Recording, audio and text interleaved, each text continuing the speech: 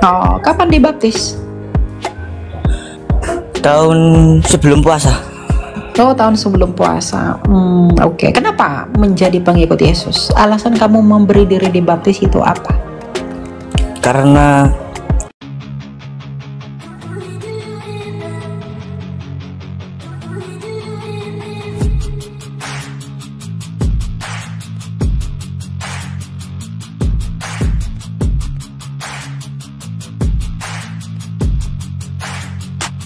Selamat datang di channel Bela Kebenaran.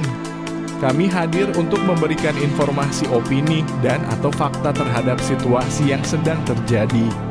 Mari dukung channel ini dengan cara menekan tombol subscribe dan bunyikan loncengnya. Terima kasih.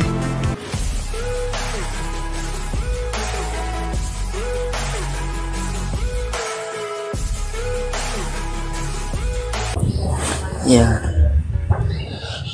apa hal yang pertama kali dilakukan setelah masuk Kristen, baru masuk Kristen, setelah dibaptis, apa yang harus dilakukan? Apa yang harus dilakukan ketika pertama kali ikut Yesus setelah dibaptis, begitu? Oke, ya. Belajar. Apa yang harus kamu lakukan? Belajar. Belajar dalam memahami kitab suci, belajar untuk taat, belajar untuk rendah hati, belajar untuk menerima, belajar untuk memberi, belajar untuk mengasihi, ya, mengasihi Allah, belajar untuk mengasihi manusia, belajar untuk menginjili orang, belajar untuk menjadi terang, belajar untuk menjadi garam dunia. Jadi apa yang kamu lakukan setelah kamu dibaptis menjadi Kristen? Belajar. Belajar menyembah Tuhan dengan benar dan belajar mengenal Dia. Makanya Rasul Paulus berkata dalam Filipi 3 ya, yang kukehendaki ialah mengenal Dia. Jadi kamu kenal Dia. Kamu kenal Dia dari mana? Belajar. Biar kamu persis tahu apa yang kamu imani. Gitu. Apa yang kamu percaya itu. Kamu tahu itu. Gitu ya. Terus fungsi rosario itu untuk apa sebenarnya? Fungsi Rosario kalau itu kan ya, dalam iman Katolik saja. Doa rosario itu. kita bukan, kita enggak. Kamu Kristen Kita apa? enggak ada. Protestan. Oh, Protestan. Ya enggak ada. Kamu Nggak baru ada. dibaptis kah? Iya. Oh, kapan dibaptis? Tahun sebelum puasa. Oh, tahun sebelum puasa. Oke. Kenapa menjadi pengikut Yesus? Alasan kamu memberi diri dibaptis itu apa? Karena saya lebih tenang di Kristen daripada di Islam. Oh, kamu sebelumnya dari Muslim. Iya. Oke. Makanya ketenangan itu sangat saya rasakan. Oke. Berarti kamu belum tahu banyak ya tentang Tuhan ya? Belum. Yang saya tahu itu Tritunggal. Kamu sudah tahu ceritanya? Tahu keluarga Allah. Ada Bapa Allah, ada Bunda Maryam, dan ada Yesus Kristus. Itu salah, bukan begitu. Tapi nggak Gimana apa-apa. Tapi nanti ada prosesnya belajar. Kalau kamu mau, nanti saya gabungkan ke ministry saya. Jadi saya punya grup pelayanan. Nanti kamu bergabung di sana. Nanti kamu akan kita ajar. Ya, jadi kamu ngerti gitu. Ya. Iya. Oke. Kamu sekarang di gerejanya di mana? Di Sidoarjo. Oke. Ya udah. Aku Jatium. Iya. Oke. Jadi kamu terima Yesus itu sebagai apa dalam hidupmu? Sebagai Tuhan yang diutus oleh Bapaknya, yaitu Allah. Oke, sebagai Tuhan yang diutus oleh Sang Bapa untuk Oke. Dan Allah dan Anak setara dengan Bapaknya, yaitu Allah. Hakikatnya adalah Allah, betul. Bagus. Ya. Yang penting itu tadi yang saya katakan, apa yang perlu kamu lakukan karena kebetulan kamu baru dibaptis. Apa yang perlu kamu lakukan untuk selanjutnya itu belajar, ya. Kamu Ya, Pak, belajar. bedanya dari mana Kak? Protestan dengan Katolik itu. Segi perbedaannya dari mana? Dasar iman. Kalau Protestan itu kita mendasarkan iman kita pada kitab suci.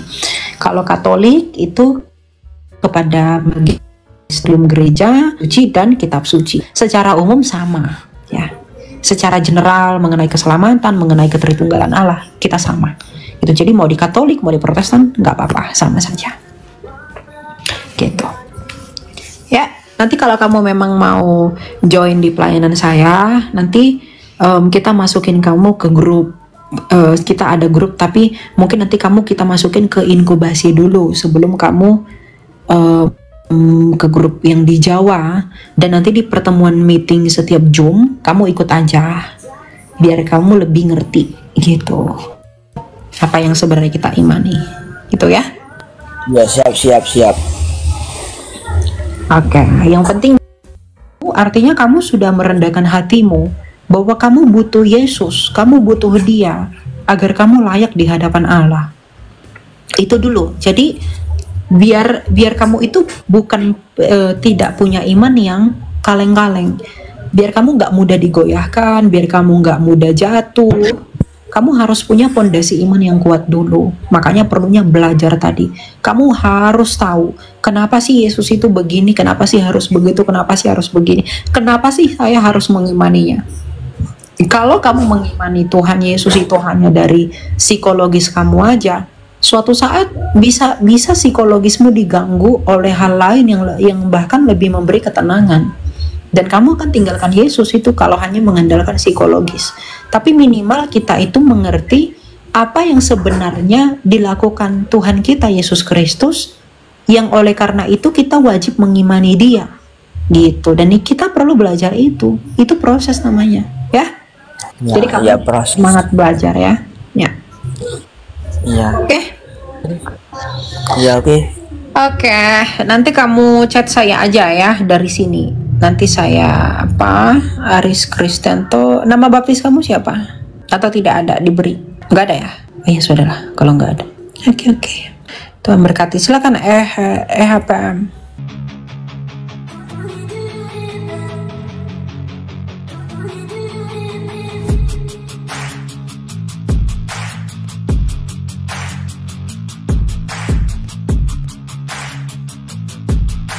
Terima kasih sahabat sudah menyaksikan tayangan kami hari ini. Tuhanlah yang membalas dan memberkati kita semua. Apabila sahabat diberkati, marilah kita dengan murah hati untuk share video ini kepada teman-teman kita yang lain, kepada grup-grup keluarga dan sebagainya.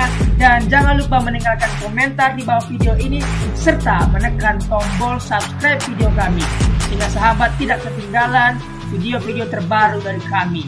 Terima kasih. Tuhan Yesus memberkati kita semua. Dan dengarkanlah firman Tuhan singkat ini. Mintalah maka akan diberikan kepadamu. Carilah maka kamu akan mendapat.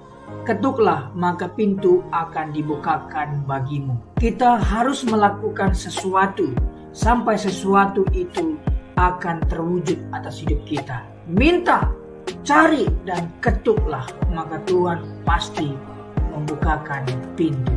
Lukas 18 ayat 1. Yesus mengatakan suatu perumpamaan kepada mereka untuk menegaskan bahwa mereka harus selalu berdoa dengan tidak jemu-jemu.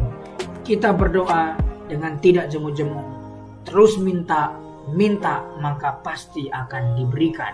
Tuhan Yesus berkata, karena itu aku berkata kepadamu, apa saja yang engkau inginkan ketika engkau berdoa, percayalah bahwa engkau telah menerimanya dan engkau akan memilikinya. Amini ayat firman Tuhan ini, bahwa Tuhan pasti memberikan segala sesuatu yang kita butuhkan. Semoga Allah, sumber pengharapan, memenuhi kamu dengan segala sukacita dan damai sejahtera dalam iman kamu, supaya oleh kekuatan Roh Kudus kamu berlimpah-limpah dalam pengharapan. Terima kasih. Apabila sahabat ada komentar dan pendapat yang lain terhadap video hari ini, boleh tuliskan komentarnya, pendapatnya di kolom komentar di bawah video ini, sehingga kita boleh diskusi di sana.